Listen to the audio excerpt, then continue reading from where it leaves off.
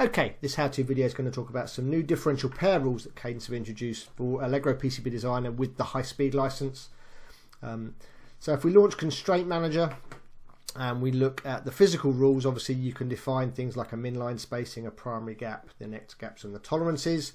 But this isn't going to help you with the spacing of the via. So obviously this is min-line spacing is only going to give you a line-to-line spacing.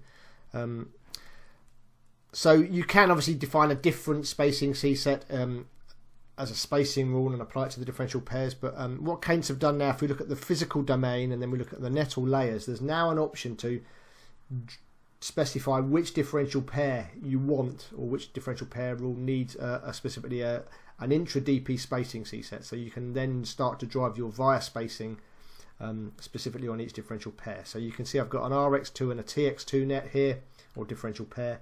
One with a 4mm rule, one with an 8mm rule. If we go to the spacing, all layers, you can then see effectively there's the rules with just the via spacing changes. So if we then start to route this, so I'll pick effectively this is the RX, so we'll double click and add a via.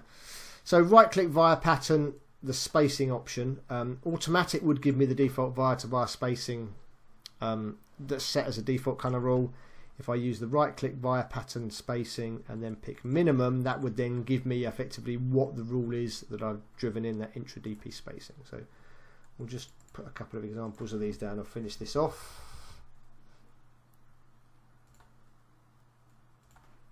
And we'll route the TX1 as well.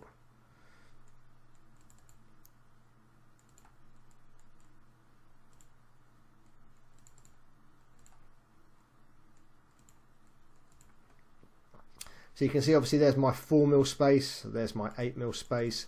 So if we use the display constraint command, we'll just enable vias, window the two vias here, you can see that it's using the 8mm DP space. And if we look at the 4mm one, just to confirm that, there's the 4mm DP space.